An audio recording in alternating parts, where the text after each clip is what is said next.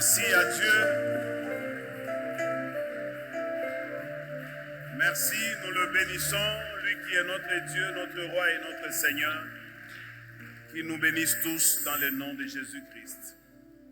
Et je vous salue dans le nom de Jésus et vous souhaite un très bon dimanche.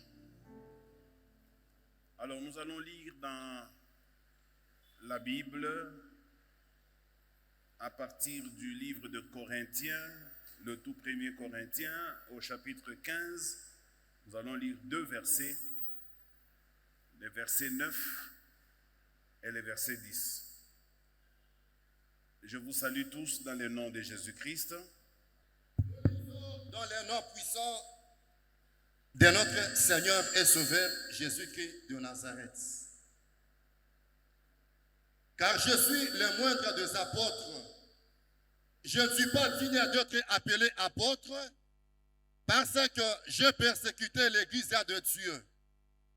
Par la grâce de Dieu, je suis ce que je suis. Et sa grâce envers moi n'a pas été vaine. Loin de là, je travaillais plus que tous. Non pas moi, toutefois, mais la grâce de Dieu qui est avec moi. Parole du Seigneur dans le nom de Jésus-Christ. Amen.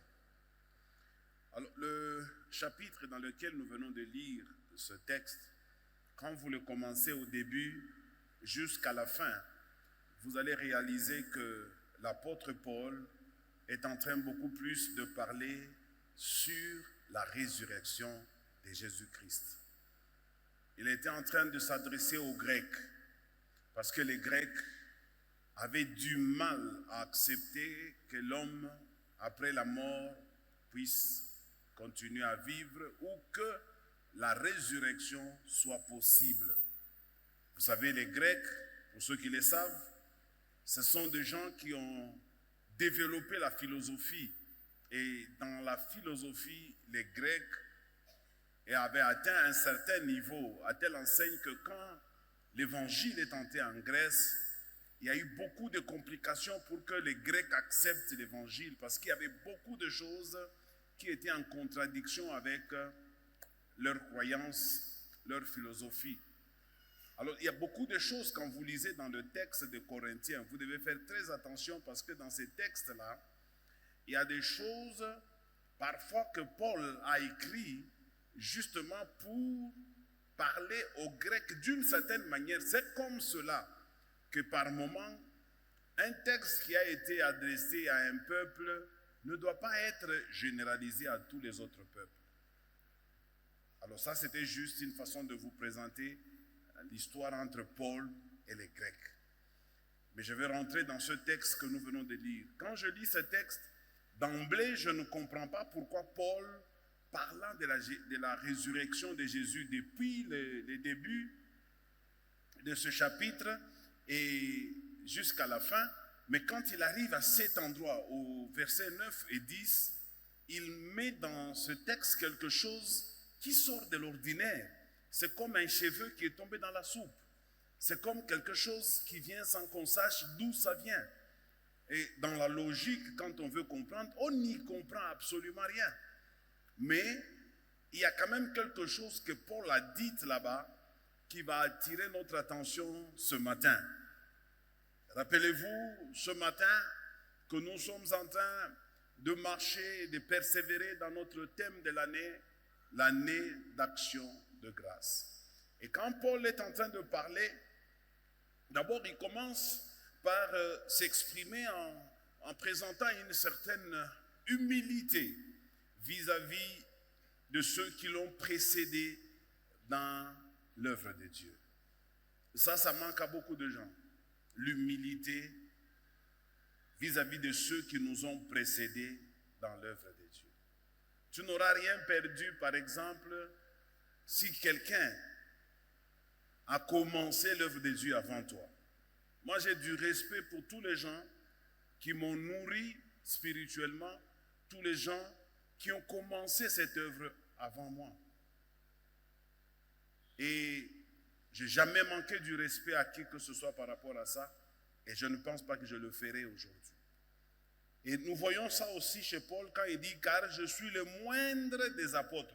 Il se considère comme le moindre des apôtres par rapport à ce qu'il avait fait dans le passé. Parce que dans le passé, il fut parmi ceux-là qui combattaient l'Église, parmi ceux-là qui persécutaient les chrétiens, qui voulaient à tout prix que le christianisme puisse disparaître de la face de la terre, parce qu'ils estimaient que c'était une hérésie, ils estimaient que c'était une fausse religion. Ah, il fallait la combattre parce qu'elle était en train de combattre aussi l'œuvre de Dieu.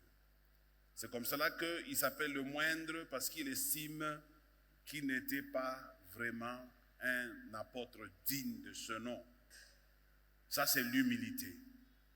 Mais il va dire encore quelque chose un peu plus tard, dans le verset 9 toujours. Il dit, je ne suis pas digne d'être appelé apôtre. Je ne suis pas digne d'être appelé apôtre. Vous savez, mes amis, je vais vous dire une chose. Parmi les problèmes que nous rencontrons aujourd'hui dans la vie, particulièrement dans l'Église, les gens sont devenus très orgueilleux. Et puis, il y a aussi un combat sur la titrologie. Les gens aiment beaucoup les titres. Ils veulent qu'on les appelle par des prénoms, qu'on les appelle par des sobriquets. Il y a tellement de noms, quand vous les entendez, vous vous dites, mais finalement, si lui, il a porté ce nom-là, alors qu'est-ce qui reste à Dieu? Nous ne pouvons pas porter tous les noms au point où nous devenions même comme des adversaires de Dieu. Au point où un homme avait osé dire que lui, il était, bon, en swahili, peut-être que ça se comprend bien, mais en français, ça veut dire celui qui, comment on appelle? Kitobo, c'est quoi en français? Comment? Non, Kitobo, c'est pas vice-dieu. Vous savez, c'est un terme qu'on a emprunté chez les féticheurs. Tout féticheur a un kitobo. Un kitobo, c'est quelqu'un qui est à côté de lui, pas vraiment un assistant. C'est comme quelqu'un en qui le féticheur a confiance, et le féticheur l'envoie, le féticheur passe par lui pour atteindre certains objectifs. Mais il n'est pas l'assistant, il ne fait pas les choses comme les féticheurs. C'est de là qu'est venu ce terme-là, kitobo. Alors il y a des gens qui pensent que vis-à-vis de Dieu, c'est eux qui occupent cette position. Soyons humbles, s'il vous plaît. Dieu est tellement immense qu'une seule personne ne peut pas le maintenir. Nous ne pouvons pas prétendre, nous, en tant qu'Église, que nous sommes les seuls qui détiennent Dieu. Dieu, tout le monde a une portion de Dieu en lui. Quand tu regardes ton frère, quand tu regardes ta soeur, en lui, il y a une portion de Dieu. Alors Dieu, c'est toutes ces portions-là, si on le mettait ensemble, c'est ça qui fait Dieu. Quelqu'un me donne un bon amen? Alors c'est pourquoi il faut être humble. Alors mon thème que je vais développer aujourd'hui, c'est que nous devons travailler dans la grâce. Nous devons travailler dans la grâce. Je vais expliquer ça. Paul, au 10e verset, il commence à aborder un sujet très controversé. Jusqu'aujourd'hui, même les théologiens ne se mettent pas d'accord. Parce que c'est un thème qui va aborder, qui va créer une certaine confusion dans l'interprétation de ce passage. Le verset 10. Il dit, par la grâce de Dieu, je suis ce que je suis. Jusque-là, il est dans le bon. Par la grâce de Dieu, je suis ce que je suis. Il n'y a pas de problème. Et quand il ajoute, et sa grâce envers moi n'a été vaine. Ici, quelque chose commence à frapper. Quelque chose commence à frapper. Quand il dit sa grâce envers moi n'a pas été vaine, il ajoute, loin de là, j'ai travaillé plus qu'eux tous. C'est là qu'il a maintenant cassé la baraque. Quand il dit j'ai travaillé plus qu'eux tous. Et si quelqu'un n'est pas avisé en lisant Paul, il peut se rendre compte que c'est de l'orgueil. il peut dire comment Paul peut commencer à dire qu'il a travaillé plus que eux tous. Alors, comme je venais de le dire à mon introduction, il faut toujours reconnaître ceux qui vous ont précédé dans l'œuvre de Dieu. Pas seulement dans l'œuvre de Dieu, dans la vie en général. Il faut savoir respecter les hommes qui sont élevés en dignité. Il faut savoir respecter les parents ou quelqu'un qui a l'âge de ton père ou quelqu'un qui est plus âgé que toi. Le respect est dû au fait qu'il te dépasse par rapport à la vie sur la terre. Il a certainement quelque chose d'expérience que tu peux recevoir de lui. Alors par conséquent, nous devons avoir du respect envers les personnes plus âgées que nous. Ça, même à l'église, on a aujourd'hui des problèmes parce que le fait qu'on nous appelle tous frères, frères, frères, ça ne fait pas de nous des égaux. Quand tu appelles quelqu'un frère, tu regardes aussi son âge. S'il est plus âgé, tu lui donnes un peu de respect. Tu n'auras rien perdu. Même si nous sommes tous des anciens. Mais il y a tous des anciens, mais chacun avec un certain âge qu'il faudrait respecter. Ça, c'est très, très important. Alors, Paul, je reviens à lui, il dit qu'il a travaillé plus que eux tous. Dans un premier temps, si Pierre avait entendu parler de ça, ou si les autres apôtres avaient entendu ce que Paul est en train de dire ici, je crois qu'ils allaient peut-être murmurer un peu, en disant, regardez ce jeune garçon, à peine qu'il vient d'arriver, et il commence même à se taper la main dans la poitrine qu'il a travaillé plus que nous tous. Mais c'est après que Paul va nous expliquer ça très bien. Quand il va descendre un peu plus bas, il dit, non pas moi toutefois, mais la grâce de Dieu qui était avec moi. Là, il a essayé un peu de corriger les choses. Il dit, j'ai travaillé plus qu'eux tous, mais non pas moi. C'est que là, je reconnais encore le Paul humble. Il reconnaît que ce n'est pas lui, mais c'est la grâce de Dieu qui est avec lui. Alors maintenant, mon thème, je l'ai intitulé « Travailler dans la grâce ». Ici, avant de quitter d'abord ce passage, vous allez constater un raisonnement que Paul vient de faire. Dans le premier raisonnement, Paul, le verset 10, il présente d'abord que tout est venu par la grâce. Il dit au verset 10, par la grâce, je suis ce que je suis par la grâce. Il reconnaît d'abord, c'est la grâce. Et puis après, quand il saute, il dit, j'ai travaillé plus que tous. Et puis il conclut en disant, toutefois, non pas moi, mais par la grâce de Dieu. C'est que vous allez voir qu'il commence par la grâce. J'ai travaillé plus que eux tous. Et il finit par la grâce. C'est ce que j'ai intitulé « Travailler dans la grâce ». Je vais maintenant commencer mon enseignement. Quelqu'un me donne un bon amen. La plus grosse erreur qui a été commise dans nos églises, c'est de penser que la grâce nous suffit. Il y a même un passage qui le dit. Et beaucoup de gens pensent que la grâce nous suffit. Oui, c'est vrai. Mais la grâce n'empêche pas quelqu'un de fournir des efforts. Même si vous avez la grâce en vous, les efforts sont aussi très, très importants. Parce qu'il y a une sorte de combat entre tout ce que nous recevons par la grâce et ce que nous estimons recevoir par les résultats de notre travail. Quelqu'un me donne un bon amen? C'est que les deux peuvent à un moment donné marcher ensemble. La grâce et le travail. Mais il y a toujours un danger. C'est de prendre le travail comme si c'est ça qui a tout fait et de négliger la grâce. Ou encore l'erreur de penser que tout a été fait par la grâce et non pas le travail. Quelqu'un me donne un bon amen? Alors je voudrais que nous ayons des chrétiens équilibrés. Des chrétiens qui comprennent des choses avec une certaine maturité.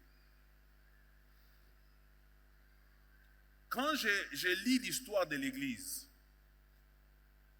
au début, vers le 19e siècle, c'est à ce moment-là que l'Église a commencé à atteindre des dimensions exponentielles. Je peux vous garantir, à cette époque-là, il y avait beaucoup d'hommes riches dans les églises. Beaucoup. Et c'est au point où on peut se poser la question aujourd'hui, pourquoi il n'y a pas beaucoup de riches à l'église? Et ça, ce n'est pas seulement chez nous. J'étais avec quelqu'un avec qui j'ai discuté, je lui ai dit ceci. Souvent, nous les chrétiens, nous avons l'habitude de faire des choses pour que les gens voient que nous sommes déjà arrivés, mais alors qu'en réalité, nous ne sommes pas arrivés. Je vais le redire autrement. Acheter une belle voiture et sortir avec cette voiture, nous le faisons par moments pour montrer aux autres que nous avons déjà réussi.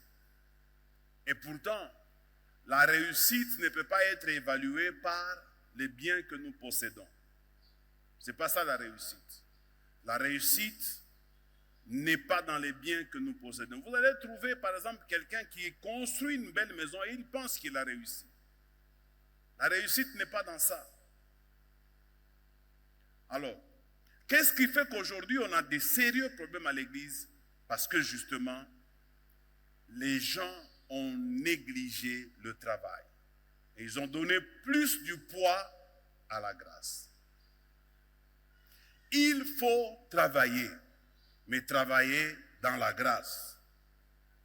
La grâce ne nous empêche pas de travailler. Je répète encore cette phrase, elle est très importante. Elle ne nous empêche pas de travailler. Vous êtes étudiant, laissez-moi toucher un peu à cette catégorie de personnes, élèves, étudiants. De nos jours, je ne sais pas, c'est peut-être dû à l'avancée technologique, mais de nos jours, nous constatons que les gens vont à l'école, finissent les études, mais quand vous parlez avec eux, vous ne sentez pas en eux quelqu'un qui représente les diplômes qu'il dit avoir. Quelqu'un peut vous dire, je suis licencié en, je ne vais pas citer les promotions des gens ici, je suis licencié en telle faculté. Et quand vous l'écoutez, quand vous discutez avec lui, et même pire, quand vous écrivez avec lui, c'est comme ça que beaucoup de gens ne veulent plus écrire. Ils préfèrent faire les audios dans les WhatsApp. Parce que quand ils écrivent, ils peuvent facilement se faire ramasser. Et c'est devenu difficile de voir quelqu'un qui écrit une phrase sans faute. Alors moi je me dis, mais c'est dû à la grâce ou à l'absence du travail? Quelqu'un me donne un bon amen. Nous, quand on était des étudiants, on faisait des nuits blanches. Moi, je me rappelle, le jour qu'on avait des examens, moi, je ne dormais pas. Je commençais à étudier à partir de 21h. J'étais sur les cités universitaires, dans ma chambre, de 21h. Quand je sentais que le sommeil venait m'emporter, je prenais de l'eau froide et je mettais mes pieds là-dedans. Parce qu'avec des pieds refroidis, tu ne peux pas dormir. Et je lisais les notes jusqu'au petit matin. Et quand je sortais, je me lavais et je partais comme ça faire mon examen ou mon interro. Et je peux vous garantir que j'ai fini l'université depuis le 2e graduat jusqu'en 2e licence. J'étais boursier. Et à l'université à l'époque, pour avoir la bourse, il fallait avoir plus de 65%. Et j'en avais, chaque mois, j'en avais une bourse, jusqu'en dernière licence. Pourquoi? Parce que je travaillais beaucoup. Aujourd'hui, je peux discuter, je peux me permettre de discuter avec ceux qui finissent les études aujourd'hui dans la faculté où moi j'ai terminé. Je peux même discuter avec les juristes. Je peux discuter. En fait, un universitaire, c'est quelqu'un qui est généraliste. C'est pourquoi on l'appelle universitaire. C'est quelqu'un qui touche un peu à tout, qui connaît tout. Mais aujourd'hui, regardez les types d'étudiants que nous avons. Il y a des gens qui vont à l'école, à l'université, ils ont déjà fait des cartels. Des cartels pour tricher. Ils se donnent, toi tu vas lire chapitre 1, lui il va lire chapitre 2. Quand on pose la question sur le chapitre 1, nous tous nous te regardons. Et il y a même d'autres personnes qui sont dehors avec les téléphones. Dès qu'on a les questionnaires, on lui envoie. Même aux examens d'État, les gens trichent. Je me rappelle à un moment donné, il y avait des gens qui allaient dans certaines écoles qui étaient réputées faire des 100%. Et ces écoles-là s'organisaient parfois pour tricher afin de faire réussir les enfants. C'est comme ça que les enfants obtenaient les diplômes d'État sans savoir écrire ni lire. Quelqu'un me donne un bon amen. Et de plus en plus, la société actuelle dans laquelle nous nous trouvons, elle est comme ça. Les gens sont des fainéants. Et les gens préfèrent que Dieu fasse tout le travail pour eux. Les gens cherchent la grâce de Dieu. Parce qu'en fait, la grâce de Dieu veut dire que Dieu fasse pour vous le travail. Les gens refusent le sacrifice. Moi, j'ai travaillé toute ma vie et j'ai donné cette discipline à tous les serviteurs. Il faut travailler. La maison que j'habite, je l'ai construite avec l'argent de mon travail. S'il vous plaît, Dieu m'est témoin. Je n'ai pas, comment je peux dire, une maison que j'ai construite avec l'argent que j'ai obtenu en tant que pasteur. Je n'en ai pas. Aucune maison que moi je peux avoir aujourd'hui, où je peux dire que cette maison, je l'ai construite avec le fait que j'ai été pasteur pendant autant d'années dans cette église. Je vous le dis sincèrement. Tout ce que j'ai, c'est quand j'ai travaillé. Et j'ai travaillé d'arrache-pied. Quand je veux travailler, même à l'église ici, quand je commence à travailler, je travaille. Est-ce que vous savez, par exemple, que je travaille tous les jours ici à l'église? Et les dimanches, vous quittez ici à 10 heures, vous êtes même pressé de partir dans quelques minutes. Moi, je reste au deuxième culte, je suis là. Après le deuxième culte, je reçois. Après avoir reçu les gens, j'entre dans une réunion avec tous les serviteurs. Et on finit toujours au-delà de 20h, 21h. Tous les dimanches. Et quand mes amis pasteurs viennent par moment, ils disent, comment vous restez à l'église jusqu'à ces heures-là? Ils ne comprennent pas, c'est le travail. Malgré la grâce, mais nous devons aussi travailler. Pour que l'église grandisse, pour que nous réalisions tout ce que nous sommes en train de faire aujourd'hui, quand bien même nous n'avons pas encore fini, c'est le travail. La grâce est là, bien entendu, mais dans cette grâce-là, il faut travailler. Il faut travailler d'arrache-pied. Là, je vais dire quelque chose surtout à la jeunesse. Quand tu es jeune, c'est-à-dire, qu'est-ce que j'entends par jeune? De 15 ans jusqu'à 50 ans. Parce que moi, je ne suis plus jeune. Quand tu es jeune, concentre-toi sérieusement, travaille d'arrache-pied, tue ta tête. Ce n'est pas le moment de dormir. Parce qu'il arrivera un temps où, même si tu avais l'occasion de faire quelque chose, mais ton âge deviendra un obstacle. Tant que tu as encore le moyen de le faire, fais-le. Tant que tu peux encore faire des sacrifices, fais-le. Tant que tu peux travailler d'arrache-pied comme un esclave, fais-le. Quelqu'un me donne un bon amen. C'est le travail qui te garantira ce qu'on appelle ta retraite. Parce que tout le monde connaîtra sa retraite. Comment est-ce que tu vas entrer dans ta retraite? Ce n'est pas quand tu auras 60 ans, ce n'est pas quand tu auras 50 ans que tu vas commencer à préparer ta retraite. La retraite, on la prépare maintenant. C'est maintenant qu'il faut travailler dans ce sens. Tout l'argent, quand toi tu trouves l'argent, c'est tu délapides de l'argent. Il faut savoir investir avec l'argent. L'argent ne joue pas avec ça. Certes, on a des besoins, il faut manger, il faut s'habiller. Oui, mais faites-le avec dosage. Il ne faut pas extrapoler en tout excès nuit. Église, vous devez vous réveiller, nous devons beaucoup travailler. Vous voyez les press-team ici, ils travaillent beaucoup. Parfois, j'ai même pitié d'eux parce que par ma fille, je sais comment ils travaillent. Tous les jeudis, ils passent nuit à l'église. Les mardis, ils sont là pour travailler. Les mercredis, ils sont là pour chanter. Les vendredis, ils sont là pour chanter. Les samedis, ils sont là à la répétition. Les dimanches, ils chantent à tous les deux cultes. Le seul jour où le press-team se repose, c'est le lundi.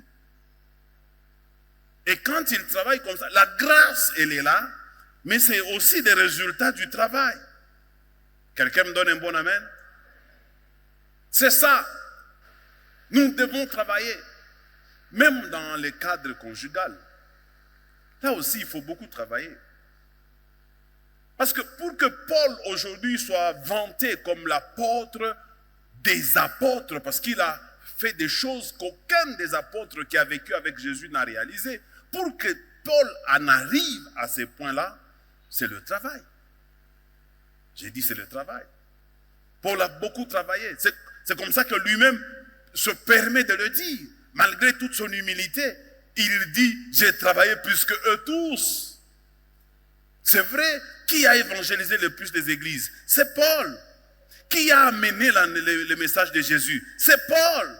Qui a défendu la doctrine de Jésus? C'est Paul. Si vous voulez connaître la doctrine de l'église, lisez les épîtres de Paul. Pierre n'en a pas fait allusion. Jean n'en a pas fait allusion. Tous les autres, les Thomas n'en parlons même pas. À part introduire le doigt dans les côtes de Jésus. Qu'est-ce qu'il a encore fait? Bon, on dit selon la légende que c'est lui qui avait amené l'église au niveau des Indes. Peut-être. Mais est-ce qu'on peut parler de l'église vraiment en Inde? Mais regardez les résultats de Paul. Il a beaucoup travaillé. Et quand vous lisez, il y a un passage dans le verset 32, je pense, on peut nous mettre ça. Il dit même quelque chose, je suis en train de faire des recherches pour comprendre ce qu'il veut dire. On nous met le verset 32. Regardez ce qu'il dit. Il dit, si c'est dans des vues humaines que j'ai combattu contre les bêtes à Éphèse, quel avantage m'en revient-il si les morts ne ressuscitent pas? Mangeons et buvons car demain nous mourrons. La phrase qui m'intéresse, les deux sont très intéressantes parce que je vous ai dit que dans ce chapitre, il est en train de parler sur la résurrection de Jésus et sur la résurrection de morts. La deuxième partie dit, si les morts ne ressuscitent pas, alors mangeons, buvons car demain nous mourrons. Ça ne sert à rien que nous soyons des chrétiens. Nous sommes des chrétiens parce que nous croyons qu'il y a la résurrection. Mais la phrase qui est dite avant, nous ne négligeons pas, nous négligeons ça, nous ne comprenons pas ce que ça veut dire. Il dit qu'il a combattu contre des bêtes. Je suis en train de chercher à comprendre quels sont ces types de bêtes contre lesquelles Paul a combattu. Celui qui a fait aujourd'hui, c'est que nous sommes. Parce qu'il a beaucoup travaillé. Chère maman, même dans les cas de couple, travaillez. J'encourage quand même les mamans de l'église avec leur département. Elles travaillent déjà beaucoup. Elles sont tout le temps dans des veillées, des prières. Elles aiment beaucoup la prière. Il faut les voir venir. Elles arrivent ici les jeudis déjà autour de 11h, 12h. Vous verrez déjà quelques mamans commencer à arriver. C'est bien. Mais que cela ne soit pas une distraction. Vous devez aussi travailler dans vos maisons. Une femme doit entretenir sa maison. Quelqu'un me donne un bon amen. Une femme ne doit pas être que trop spirituelle, ne parlant qu'en langue, mais ne pas être à mesure d'entretenir sa propre maison, ne fût-ce que nettoyer sa maison. Bon, je ne suis pas d'accord avec ce que j'ai entendu de la bouche d'un homme, mais réfléchissons quand même. Un homme dit, une maison sale attire les démons. Si cela est vrai, la propreté d'une maison n'est pas due à la qualité de la maison. La propreté d'une maison est due à la toilette qu'on apporte à une maison. La maison peut ne pas être de grande qualité, mais vous y apportez une certaine toilette. Vous nettoyez un peu les choses, tout est bien fait. Il y a des gens ici qui n'ont pas beaucoup de moyens, mais quand ils s'habillent, toi qui as beaucoup de moyens, tu as comme l'impression que la personne s'habille bien. N'est-ce pas, j'ai dit vrai?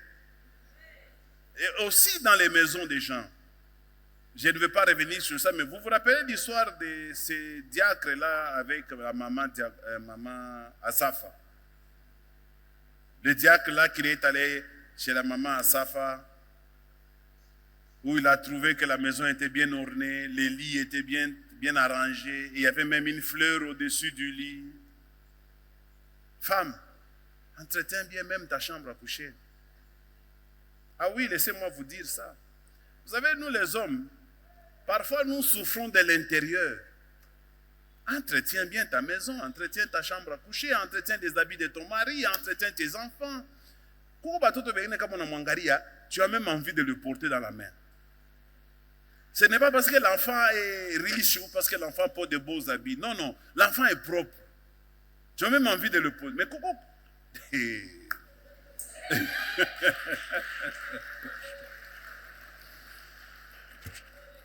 Ce n'est pas un problème d'argent, excusez-moi. Mais c'est de savoir faire son travail. Il y a des enfants, quand tu le regardes comme ça, tu te dis, tu commences à intercéder dans ton cœur. Seigneur, s'il te plaît, qu'elle ne vienne pas me toucher. Que Dieu délivre son église au nom de Jésus-Christ. Même quand il faut faire la cuisine, c'est un travail. Cuisiner, c'est un travail. Les gens pensent que non, cuisiner, c'est quoi? C'est un travail. Moi-même, je cuisine. C'est un travail. Et maman, faites bien votre cuisine, préparez bien, mettez la nourriture, offrez bien la nourriture à votre mari. La grâce, elle est là, mais la grâce ne viendra pas préparée pour vous. Comme un pasteur qui a dit, il y a un frère qui parle en langue, il prophétise, mais l'onction du Saint-Esprit ne viendra pas te laver. Tu dois aller dans la douche te laver. Mais si, les dents là, il faut les brosser.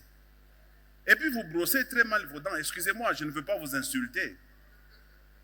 Les dents, on ne les brosse pas seulement quand on se réveille. À chaque fois qu'on a mangé quelque chose, il faut brosser les dents. Pourquoi? Parce que la nourriture reste entre les dents. Et quand cette nourriture commence à pourrir, c'est celle qui fait que quand vous ouvrez votre bouche, les gens sont disposés à fuir. Et surtout vous les femmes. Je peux encore comprendre qu'un homme puisse, parce que nous les hommes, une femme avait dit, vous les hommes, vous êtes trop négligents. Oui, on peut comprendre qu'un homme, mais quand ça devient une femme qui... Hein, ça ne va pas, non? Quelqu'un me donne un bon amen? Un peu d'hygiène, un peu de bien faire les choses. La grâce n'est pas contre toutes ces choses-là. Et puis vous devez travailler aussi votre manière de vivre dans la société. Tout est travail. Même vivre dans la société, il faut travailler ça. Pour que les gens vous aiment, les gens vous admirent, vous devez travailler ça. Moi, quand j'ai grandi dans ma famille avec mes parents, j'étais prédisposé à l'orgueil. Et j'étais très orgueilleux. Pourquoi? Parce que, excusez-moi de vous le dire, moi, dans ma famille, mon père était une star internationale. Il a joué la Coupe du Monde, celle que vous allez jouer maintenant. Mon père, en 74, a joué ça. J'ai même des vidéos sur ça. Et quand il revient de l'Allemagne, et mon père a fait l'Europe depuis les années 70. Il faisait l'Europe tout le temps. L'Europe, il a voyagé tous les pays de l'Europe. L'Afrique, n'en parlons pas. C'est comme ça que chez nous, à la maison, quand on se réveillait le matin, il y avait des gens qui venaient devant notre parcelle, de l'autre côté de la route, en train d'attendre voir sortir mon père. Beaucoup de gens. Alors nous, on sortait un peu avant papa, et puis ces gens-là nous citaient. Voilà, là c'est son fils. Et puis nous étions bien habillés là, tout petits, à l'âge de 8-9 ans. On avait déjà des vareuses, des vareuses de footballeurs avec des bottines, des ballons que papa nous amenait. Et je sortais avec ça, j'allais jouer avec tous ces gens qui nous regardaient là. Et quand quelqu'un voulait toucher à mon ballon, je devais d'abord le taper avant de jouer à mon ballon. Donc j'étais prédisposé à être un orgueilleux. Et je l'étais. Quand le Seigneur m'a appelé, quand je me suis converti, j'ai connu deux choses. La première chose que j'ai connue, c'est le travail que je devais faire pour que je devienne un chrétien. Pour que je devienne un homme né de nouveau. Même la nouvelle naissance n'est pas le fruit du Saint-Esprit.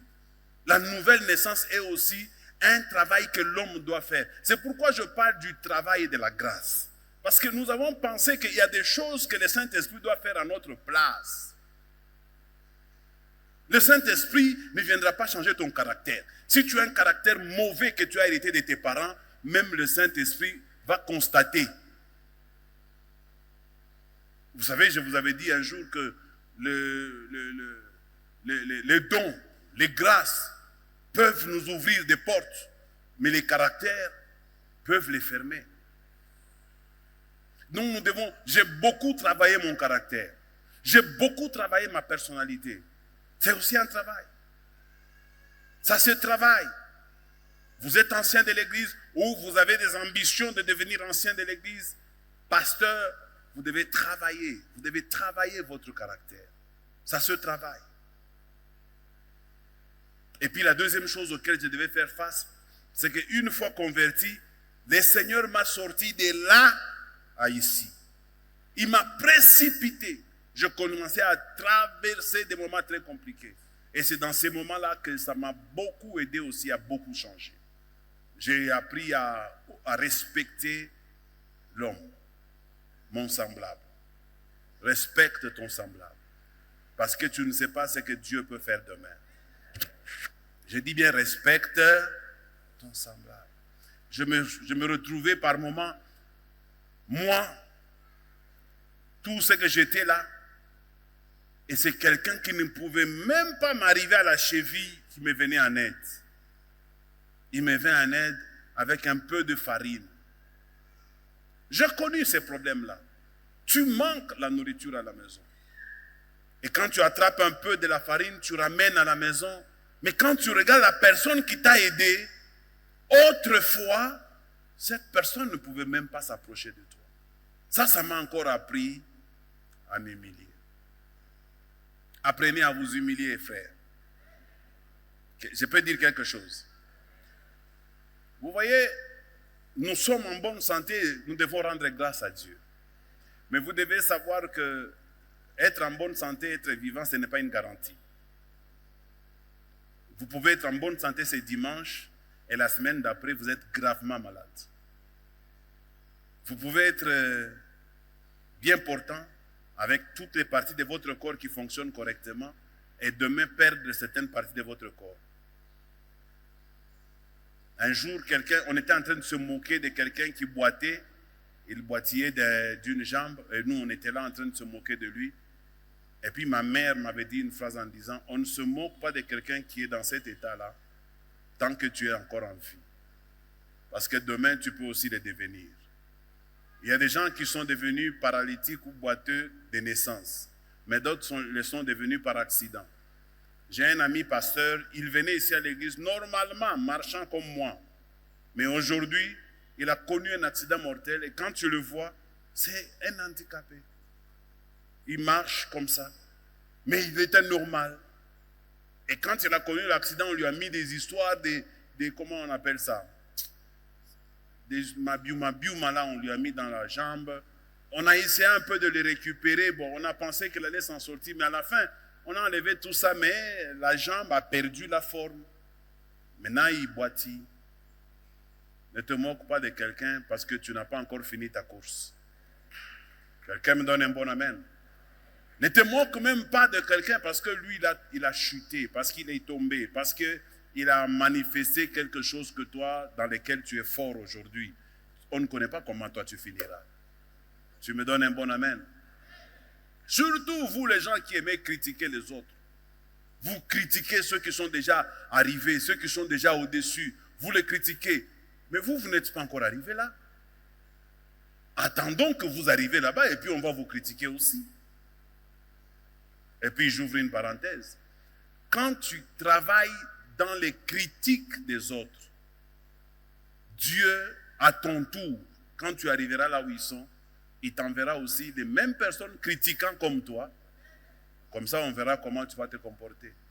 Alors, si tu es sage, commence par ne pas être un fardeau ou un problème pour les autres. Quand tu auras aussi, Dieu t'enverra des personnes qui ne seront pas des fardeaux ou des problèmes pour toi. Il t'enverra des personnes qui vont te soutenir. Autrement dit, soutiens celui qui est en train de faire quelque chose. Dieu t'enverra aussi des gens qui viendront te soutenir quand tu seras en train de faire quelque chose. Pour clôturer mon message de ce matin, je voudrais épingler 3 points. Le premier,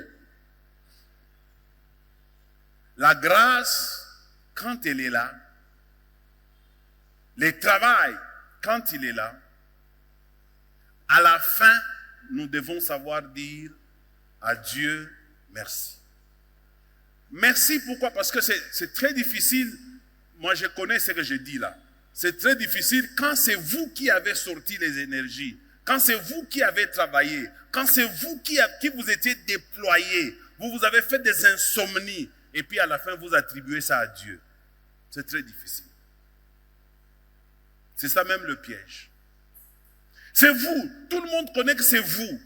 Vous avez fait des allers-retours. Vous avez fait tous les sacrifices possibles. Vous avez fait tout ce qu'il fallait faire. Parfois, vos risques et périls. Parfois, vous avez abandonné votre foyer. Parfois, vous devez passer dans des endroits, comme Paul l'a dit, en face des bêtes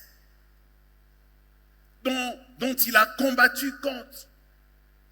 Et quand on en sort victorieux, c'est parfois difficile de dire, Seigneur, c'est toi qui m'as sauvé. Ça, c'est la première chose. La deuxième, quand on a reçu un rêve, quand on a reçu une révélation, une prophétie, quand on a reçu une parole sur votre vie, ou un don qui se manifeste en vous, ne vous y trompez pas. Le don ne fait pas le travail à la place de l'homme. Ne vous y trompez pas. Je répète, le don ne fait pas le travail à la place de l'homme. Et enfin, ayez de la révérence envers ceux qui vous ont précédés, parce que vous ne savez pas ce qu'ils ont connu. Vous ne savez pas par où est-ce qu'ils sont passés. Ayez de la révérence. Même si vous estimez que vous avez travaillé plus que eux tous, ayez de la révérence. C'est-à-dire du respect, de la reconnaissance. Et pour terminer, je voudrais que nous puissions prier pour deux choses. Et les deux choses, le Seigneur me convainc que ça va aider cette église. La première chose pour laquelle nous allons prier, que chacun de nous trouve ici l'occasion de dire à Dieu, ce que tu m'as dit de faire, je le ferai avec la dernière énergie. Ou ce que je suis censé faire, je le ferai avec la dernière énergie. Parce que l'œuvre de Dieu, ce sont les hommes qui font ça. L'œuvre de Dieu, ce sont les hommes qui font ça. Cette église ne va pas grandir si nous ne le faisons pas. Travailler avec la dernière énergie. Si dans l'église, chacun de nous réussissait à travailler dur et que la grâce vienne se poser sur lui, nous aurons moins de conflits à l'église. Nous aurons moins de problèmes à l'église. Alors on peut se tenir debout.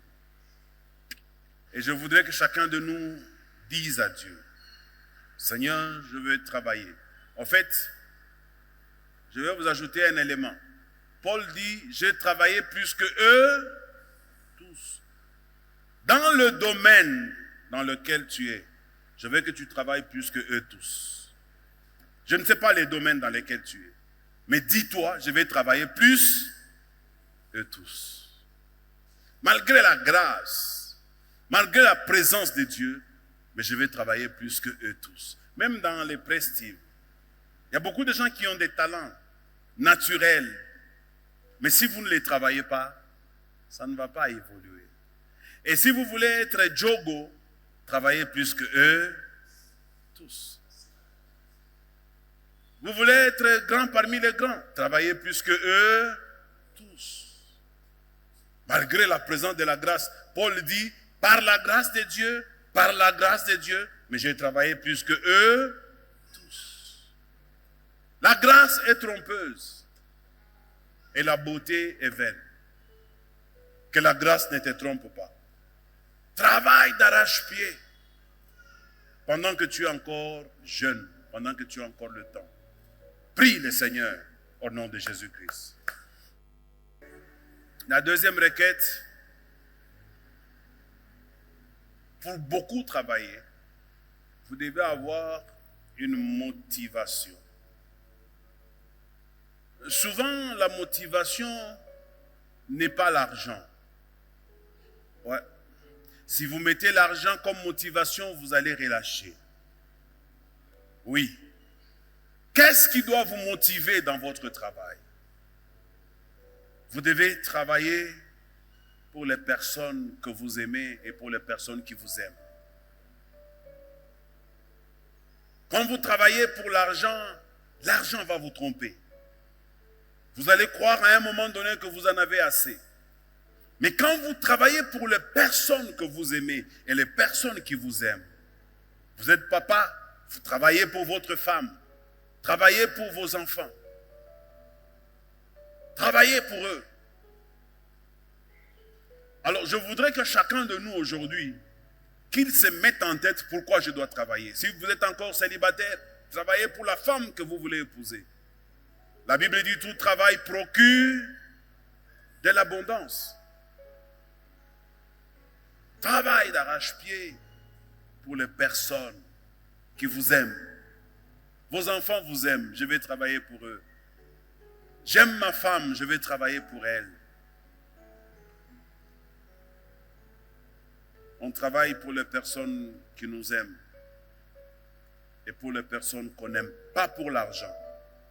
Pourquoi je l'ai dit? Excusez-moi.